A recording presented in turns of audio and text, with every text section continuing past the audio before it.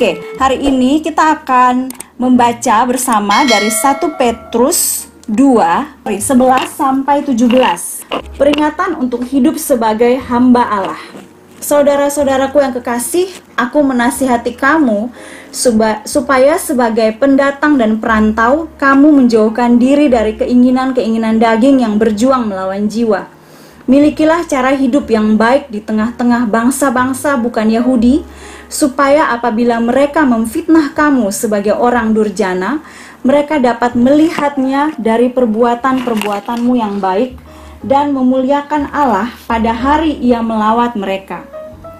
Tunduklah karena Allah kepada semua lembaga manusia, baik kepada raja sebagai pemegang kekuasaan yang tertinggi, maupun kepada wali-wali yang diutusnya untuk menghukum orang-orang yang berbuat jahat dan menghormati orang-orang yang berbuat baik. Sebab inilah kehendak Allah, yaitu supaya dengan berbuat baik kamu membungkamkan kepicikan orang-orang yang bodoh. Hiduplah sebagai orang merdeka, dan bukan seperti mereka yang menyalahgunakan kemerdekaan itu untuk menyelubungi kejahatan-kejahatan mereka, tetapi hiduplah sebagai hamba Allah.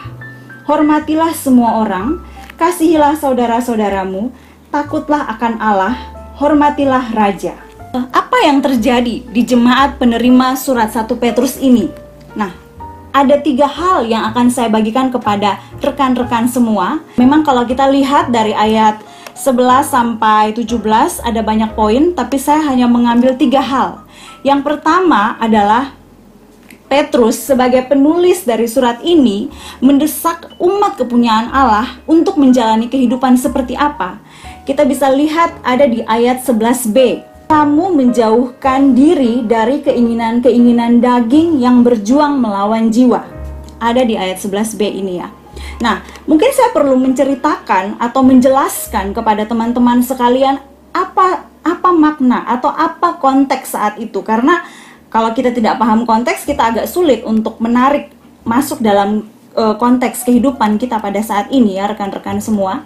Jadi Petrus menulis surat kepada jemaat atau umat saat itu karena mereka atau umat percaya, orang percaya, mereka saat itu hidup di tengah bangsa yang erat dengan penyembahan berhala dan hawa nafsu. Mereka yang menerima surat 1 Petrus ini dikatakan dalam ayat 11 sebagai pendatang dan perantau. Kalau pendatang dan perantau, misalnya saya di Surabaya, bisa dibilang saya ini pendatang atau perantau. Walaupun memang saya sudah cukup lama di sini, tapi kalau mau dibilang asal usul, saya pendatang dan perantau. Berarti ada hal-hal tertentu yang mungkin saya masih kurang paham konteks di daerah sini, di Surabaya. Padahal saya sudah sangat lama di sini. Nah, demikian juga kepada orang-orang yang menerima surat ini. Mereka adalah pendatang dan perantau. Mereka adalah anggota gereja yang tinggal di 5 provinsi Romawi di Asia Kecil. Kalau rekan-rekan bisa lihat di 1 Petrus 1 ayat 1 di situ ditulis, dari Petrus, Rasul Yesus Kristus kepada orang-orang pendatang yang tersebar di Pontus, Galatia, Kapadokia, Asia Kecil, dan Bitinia. Ya, di situ ya, 1 ayat 1. Dan Petrus menulis surat ini untuk menguatkan dan mempersiapkan mereka menghadapi masa-masa sulit di hadapan mereka, yaitu penganiayaan karena iman mereka kepada Kristus. Jadi mereka datang di situ, mereka tinggal di situ, mereka pendatang, dan Petrus tahu bahwa mereka ini akan mengalami kesulitan karena iman mereka, sehingga surat ini diberikan kepada mereka. Dan dalam surat ini, Petrus juga menasihati untuk menjauhkan diri dari keinginan daging yang berjuang melawan jiwa. Itu di ayat 11b yang tadi kita baca ya rekan-rekan. Apa itu maksudnya keinginan daging yang berjuang melawan jiwa? Keinginan daging di sini bukan hanya ditujukan kepada dosa-dosa seksual. Mungkin banyak yang berpikir, oh keinginan daging kayaknya berpikiran pornografi atau melihat video porno. Bukan hanya itu.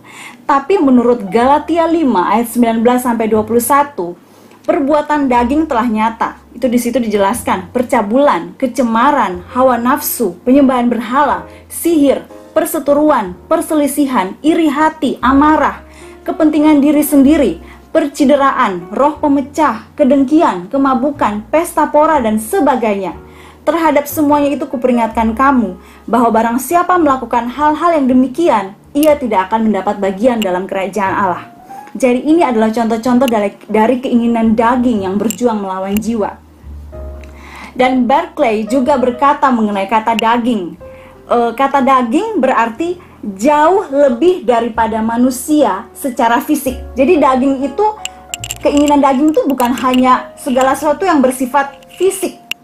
Tapi pada saat seseorang berfokus pada keinginan daging, itu artinya seorang manusia itu terpisah dari Allah. Berarti seorang manusia yang tidak ditebus, hidup terpisah dari kasih karunia dan pengaruh Kristus. Nah, tidak berhenti di situ saja rekan-rekan. Petrus menasihati para pendatang ini untuk menjauhkan diri dari keinginan-keinginan daging tersebut, yang mana keinginan-keinginan itu berjuang melawan jiwa. Keinginan daging yang berjuang melawan jiwa. Wah, maksudnya apa ini? Maksudnya adalah keinginan-keinginan daging itu merusak pikiran dan menyebabkan pikiran seseorang dialihkan dari hal-hal rohani. Seperti misalnya, karena mengingini sesuatu, akhirnya keinginan untuk membaca firman, keinginan untuk berdoa, keinginan untuk melayani, keinginan untuk hidup suci, kudus, dan bahkan keinginan untuk bersekutu dengan Allah itu tidak ada lagi. Melainkan yang diinginkan hanyalah hal-hal yang bersifat yang berkonotasi tentang uang, materi, kesenangan, bahkan seksualitas. Jadi bukan hanya bicara soal seks, tapi juga berbicara segala sesuatu yang memang berorientasi untuk menyenangkan diri sendiri. Seperti itu teman-teman. Bisa tahu bahwa pergumulan dunia alumni itu tidak mudah, karena memang saya juga memuridkan mahasiswa yang memang mereka sudah pada fase alumni, banyak yang sudah fase alumni, dan pada saat berhadapan dengan realita pekerjaan itu sangat tidak mudah. Begini, maksudnya apa? Pada saat seseorang benar-benar dibina di kampus, dimuridkan, bertumbuh, bahkan sudah jadi pemimpin rohani, pada saat di alumni itu bisa berubah 180 derajat, tuh bisa berubah. Kenapa? Bisa jadi karena tekanan pekerjaan, bisa jadi karena keluarga mungkin menuntut lebih. Kapan ini kamu menikah, kok belum ada calon? Atau kok pekerjaanmu begitu-begitu aja, gajimu mungkin sudah bisa menolong adik atau menolong mama, papa. Atau kapan kamu lanjut sekolah?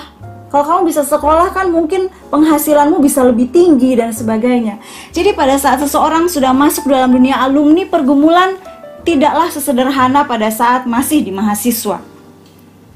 Dan memang sudah banyak melihat mahasiswa yang dulunya sangat tekun pada saat di dunia alumni bisa berubah, sangat berubah. Bahkan sudah memilih untuk tidak mengikuti persekutuan sama sekali. Jadi apa prioritas rekan-rekan saat ini? Apapun yang sedang rekan-rekan kejar, jauhkanlah diri rekan-rekan dari hal-hal yang membuat rekan-rekan semakin jauh dari Tuhan. Entah itu karena jabatan, karena pasangan hidup, atau alasan lainnya. Jadi pada saat masuk dunia alumni memang butuh lebih banyak asupan firman Tuhan, asupan berfellowship dengan rekan-rekan sesama orang percaya, karena tantangannya itu benar-benar di hadapan mata. Nah, bagaimana jika ada yang memang belum menikah? Pada saat mendoakan atau menyiapkan pasangan hidup, jangan ada kompromi. Kalau tidak, nanti kedepannya bisa ada konsekuensi yang teman-teman belum lihat sampai saat ini. Tapi saya sudah sering lihat pada saat mencari pasangan hidup dan banyak kompromi, nanti akan bertanya-tanya, kenapa ya begini, kenapa ya begitu. Tapi sudah terlanjur menikah. Nah, jadi kalau yang ada yang masih single, gunakan waktumu yang ada. Tadi satu rekan ya, sharing, baik sih rekan yang tadi baru sharing, sorry saya lupa namanya. Kalau ada waktu, gunakan kesempatan itu untuk bisa melayani Tuhan. Sekecil apapun porsi yang rekan-rekan bisa ambil, tapi gunakan waktu pada saat kalian masih single ini untuk sungguh-sungguh melayani Tuhan. Karena kalau kalian sudah punya pasangan, sudah menikah, waktu kalian sudah bekerja, lalu rekan-rekan juga sudah ada pasangan, apalagi kalau sudah ada anak, untuk melayani pasti akan sangat susah. Jadi apa prioritas rekan-rekan saat ini?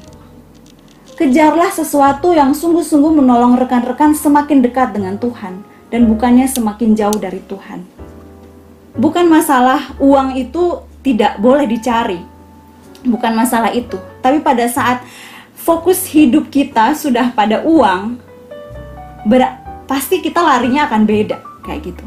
Tapi pada saat fokus kita untuk menyenangkan Tuhan, profesi apapun pasti akan juga beda outputnya. Jadi bagaimana, mari kita belajar untuk menjauhkan diri dari keinginan-keinginan daging yang berjuang melawan jiwa. Lalu apa yang bisa ditarik terhadap prioritas Anda? Atau bagaimana rekan-rekan mengelola waktu? Pada saat ada waktu kosong, rekan-rekan mungkin bisa melihat 1 minggu atau 2 minggu waktu kosong rekan-rekan, doakan dan apa yang bisa rekan-rekan lakukan pada saat waktu kosong itu. Jadi saya tidak berusaha memberikan rekan-rekan ini nih diatur seperti itu. Kayaknya itu bukan lagi cara untuk berbicara kepada rekan-rekan alumni ya. Mungkin kalau saya berbicara kayak gitu kepada anak-anak mahasiswa baru oke lah. Tapi kalau kepada alumni, saya memilih untuk memberikan gambaran besar bahwa jauhkan diri dari keinginan-keinginan daging yang berjuang melawan jiwa. Jauhkan diri, gunakan waktumu untuk semakin dekat dengan Tuhan. Hal kedua, miliki cara hidup yang baik di tengah-tengah komunitas. Itu ada di ayat 12. Miliki cara hidup yang baik di tengah-tengah bangsa bukan Yahudi. Umat Kristen sedikit. Di saat itu umat percaya itu sedikit di tengah bangsa yang tidak mengenal Allah. Sehingga nilai yang sangat penting yaitu kesaksian hidup umat dengan cara yang berbeda. Jadi mereka tuh butuh hidup dengan sangat berbeda agar identitas mereka itu dikenali. Agar orang-orang atau komunitas di sekitar mereka tuh tertarik dengan mereka. Mengapa hidup sesuai dengan identitas sebagai umat yang sudah mengenal Allah itu benar-benar penting?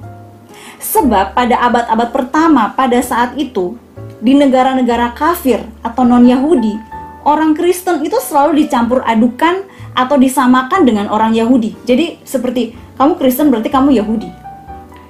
Dan karena orang Yahudi selalu dianggap sebagai pengacau, maka orang Kristen juga mendapat predikat yang sama sebagai pengacau. Jadi bisa nangkap ya, orang Kristen itu selalu dianggap bahwa orang Kristen itu sama dengan Yahudi. Padahal orang Yahudi selalu dianggap sebagai pengacau. Berarti orang Kristen selalu juga dianggap sebagai pengacau. Padahal realitanya tidak semua orang Yahudi orang Kristen, ya. Karena itu ini makin menyebabkan orang Kristen harus hidup sedemikian rupa sehingga orang menyadari bahwa mereka ini berbeda lewat gaya hidupnya.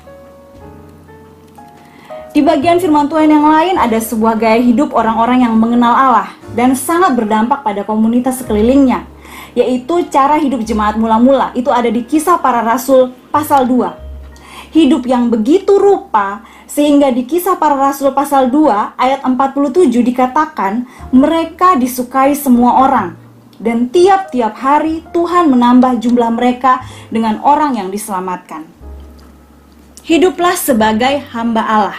Itu ada di ayat 16. Hiduplah sebagai orang merdeka dan bukan seperti mereka yang menyalahgunakan kemerdekaan itu untuk menyelubungi kejahatan-kejahatan mereka, tetapi hiduplah sebagai hamba Allah. Hiduplah sebagai hamba Allah. Hamba di sini, kata hamba ini berasal dari kata Yunani doulos. Nah, saya mau menceritakan atau membagikan sedikit apa yang saya dapatkan mengenai maksud hamba di sini ya. Karena di sini dia fokusnya adalah hiduplah sebagai orang merdeka dan bukan seperti mereka yang menyalahgunakan kemerdekaan itu untuk menyelubungi kejahatan-kejahatan mereka, tetapi hiduplah sebagai hamba Allah. Jadi kalau mau dipersingkat, hiduplah sebagai orang merdeka dan hiduplah sebagai hamba Allah. Nah, hamba atau budak maknanya apa? Ada 5 makna yang bisa saya bagikan di sini. Yang pertama, seseorang yang telah kehilangan segalanya. Jadi dia tuh tidak punya apa-apa lagi. Yang kedua, seseorang yang kemerdekaannya telah dirampas. dia tidak punya hak apa-apa lagi. Yang ketiga, seseorang yang kebebasannya telah musnah, dia tidak bebas melakukan apapun.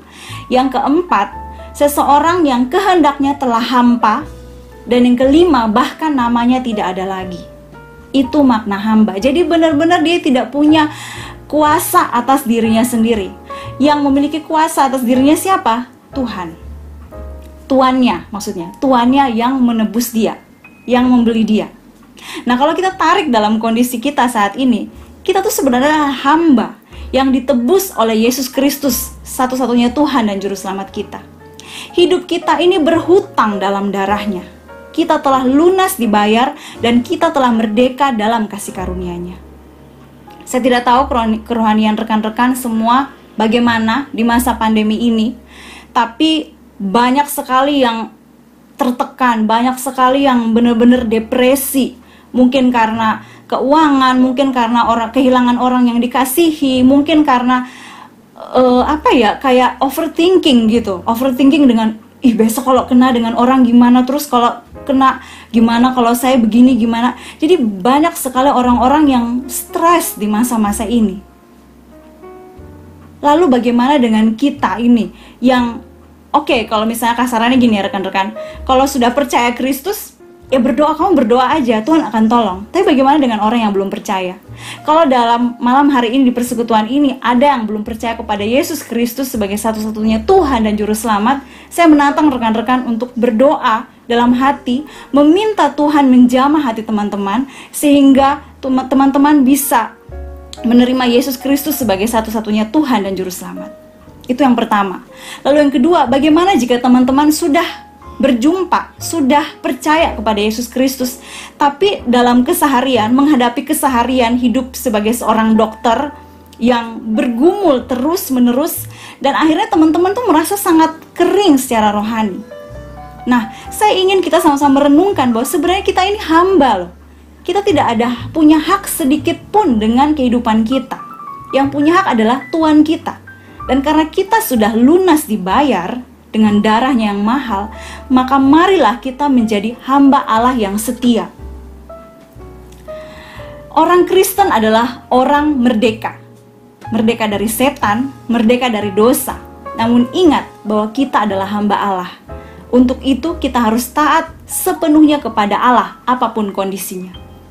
Saya tahu pada saat mengatakan ini berat, karena mungkin dalam masa-masa ini banyak yang bergumul, banyak yang protes, banyak yang bertanya sama Tuhan, kenapa begini, kenapa begitu.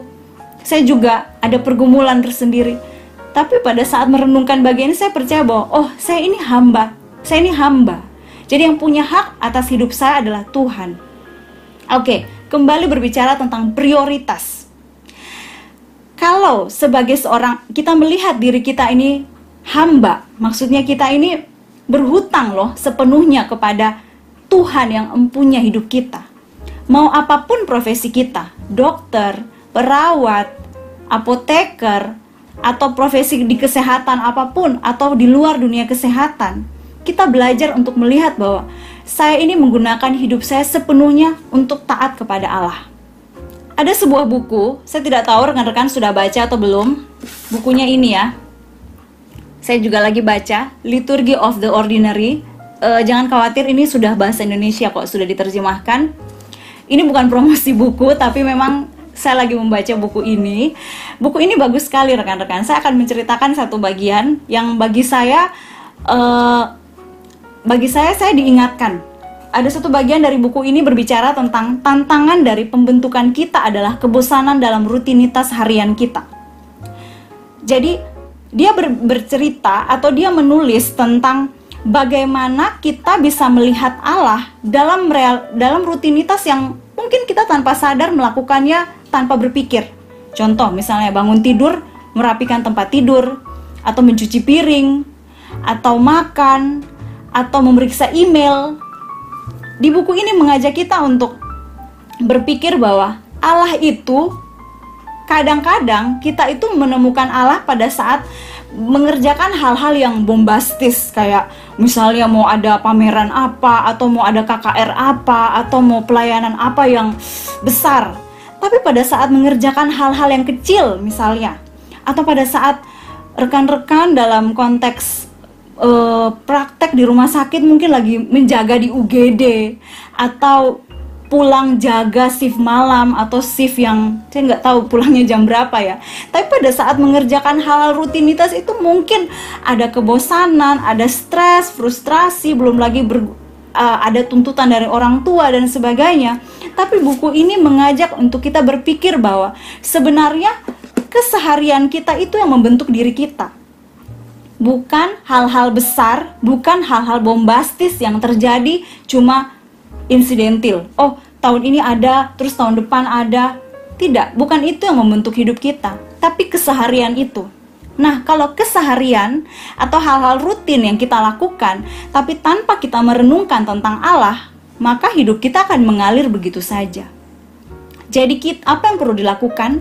Perlu berlatih untuk mata dan hati tetap terkoneksi pada Allah, walaupun melakukan hal-hal yang rutin. Seperti merapikan tempat tidur, membersihkan rumah, menyiapkan diri untuk misalnya mau praktek, atau misalnya memakai APD misalnya. Itu semua itu tetap hati dan mata tertuju kepada Allah. Jadi, Corona ini juga memporak-porandakan hidup saya di tahun 2020 ini sebenarnya rekan-rekan. Karena ini berbicara tentang prioritas ya, prioritas. Jadi sebenarnya di tahun ini, di bulan Mei kemarin, saya dan suami mestinya sudah berangkat ke suatu tempat yang lain untuk melanjutkan studi. Jadi kami dari akhir tahun lalu itu sudah prioritas banget, sudah merencanakan sekali bahwa tahun ini nih kami tuh cuma sampai bulan Mei di Surabaya. Karena kami semenjak Desember sudah dinyatakan diterima di sekolah dan bersyukurnya beasiswanya ada kayak gitu. Jadi itu sangat bersyukur. Jadi kami sudah planningnya cuma sampai Mei. Jadi yang kami lakukan semenjak awal tahun 2020 ini, kami sudah rumah ini kami sudah siapkan supaya ada orang yang mengontrak. Juga kalau kendaraan sudah dijual, jadi tinggal satu kendaraannya. Terus koper-koper semua udah dibeli. Untung belum beli tiket pesawat sama ngurusi visa. Itu aja yang belum. Karena berpikirnya masih mencari yang promo. Dan ternyata awal Maret Corona tuh mulai masuk di Indonesia ya. Lalu bulan awal April kami tuh mendapat email bahwa kami harus bersiap, bisa saja keberangkatan kami tuh dipercepat. Karena untuk antisipasi mesti karantina dulu 2 minggu. Ya, jadi kan mulai kuliahnya Juni. Jadi kayaknya kamu tuh akan berangkat lebih cepat karena mesti 2 minggu dulu sebelum kamu masuk di komunitas kampus. Oke, siap lah. Pokoknya kalau lebih cepat lebih baik. Berpikirnya begitu. Ternyata di pertengahan April mendapat email lagi dan dinyatakan bahwa kami tidak bisa berangkat. Kenapa? Karena negara tersebut menutup akses untuk setiap warga asing yang masuk. Yang bukan pokoknya WNA lah, tidak boleh masuk. Ya pasti termasuk kami. Nah, di situ tuh kami benar-benar kecewa. Tapi waktu itu saya berpikir, ini kan masih April lah. Kayaknya nggak mungkin lah. Jelas-jelas banget kok proses selama beberapa tahun ini Tuhan mengarahkan ke titik bahwa kami ini akan berangkat pasti. Nggak mungkin lah. Kayaknya ini salah deh. Corona ini kayaknya hanya mungkin sampai Juni. Jadi berpikirnya mungkin negara tersebut berubah pikiran. Ternyata tidak sama sekali. Jumlahnya semakin positif, bahkan di tempat saya tinggal ini sudah, saya nggak tahu lagi warnanya udah di atas hitam, mungkin ada warna lain, mungkin udah di situ sudah benar-benar naik terus. Jujur saya sangat bingung karena itu berita fixnya itu tengah April, sementara kami itu harusnya berangkat Mei dan mulai studinya Juni. Bingung kenapa? Ini hidup dari Juni ke Desember itu ngapain? Karena kasarannya semua kerjaan kami itu sudah diberikan kepada orang lain. KTB juga sudah diserahkan ke orang lain. Semuanya itu sudah dihandle orang lain kayak gitu loh. Nah di situ mulai bergumul sama Tuhan, dan jujur sangat kecewa. Tapi saya bergumul sampai di titik dimana sekecewanya kamu Isana, masih banyak orang yang bergumul lebih berat. Banyak orang bahkan sampai kehilangan orang yang dikasihi, itu pasti sangat tidak mudah. Jadi saya dan suami belajar untuk gunakan waktu yang ada, yang memang kami dari bingung sama sekali itu, untuk tetap produktif dan kerja online. Akhirnya semenjak April ya sampai saat ini tuh kami mulai mengerjakan pelayanan online. Saya mulai ada karena mahasiswa kami di Surabaya itu banyak yang udah pulang dari April atau Mei kayak gitu, udah pulang karena kuliah online semua, bahkan sampai akhir tahun ini. Jadi banyak yang sudah pulang ke pelosok, ke rumah mereka masing-masing. Akhirnya kami tuh mulai ada YouTube channel, mulai kayaknya butuh ini nih, butuh ini. Jadi di tengah keterdesakan kami, yang kami refleksikan bahwa Tuhan mau supaya kami mengerjakan sesuatu yang lebih lagi, yang sebelumnya tidak pernah kami pikirkan. Akhirnya punya pelayanan online. Dan kami memang masih melihat bahwa semua pandemi ini nih interupsi dari Tuhan. Tapi mau sampai kapan ngomel, mau sampai kapan Tuhan kok begini, kok begini, kok begini, kok begini. Berhenti dengan mempertanyakan itu dan belajar untuk oke, diterima kondisi ini dan apa yang harus kami lakukan. Dan satu perenungan yang benar-benar menancap di kepala saya bahwa Tuhan itu tidak pernah salah. Mau sampai pandemi ini mau berapa tahun, itu terserah Tuhan. Tuhan yang punya kontrol, dan kalau dia mau menjentikan jarinya seperti Thanos menjentikan jarinya seperti ini, mungkin bisa berubah. Yang pasti Tuhan tidak pernah salah. Dan saya juga yakin bahwa kemungkinan besar rekan-rekan sore hari ini atau malam hari ini di persekutuan ini juga tidak pernah menyangka bahwa dalam perjalanan karir rekan-rekan akan menghadapi pandemik yang sangat berbahaya ini, yang memakan begitu banyak korban jiwa termasuk rekan seprofesi Anda. Pasti nggak sedikit yang mungkin pernah memprediksi, tapi kebanyakan mungkin tidak pernah berpikir akan menghadapi seperti ini. Mungkin ada begitu banyak rencana dari rekan-rekan yang batal, berantakan. Tapi saya mau mengatakan bahwa Tuhan itu tidak pernah salah. Tuhan itu setia. Bagian kita adalah lakukan peran kita, berserah sepenuhnya bahwa Ia tidak akan pernah salah. Jadi saat ini rekan-rekan pasti bebannya berat karena harus berhadapan terus dengan orang-orang yang bergumul dengan penyakit ini. Jangan pernah tinggalkan Tuhan walau semuanya mungkin mengecewakan rekan-rekan semuanya. Prioritasnya ada 3 saat ini teman-teman. Jauhkan diri dari keinginan-keinginan daging yang berjuang melawan jiwa. Miliki cara hidup yang baik di tengah-tengah komunitas, dan hiduplah sebagai hamba Allah. Bagaimana rekan-rekan menggunakan waktu? Bagaimana rekan-rekan menggunakan waktu untuk membaca Alkitab, untuk bersekutu dengan Allah secara pribadi maupun secara komunitas, maupun menjadi garam dan terang di tengah komunitas yang mungkin bukan orang percaya.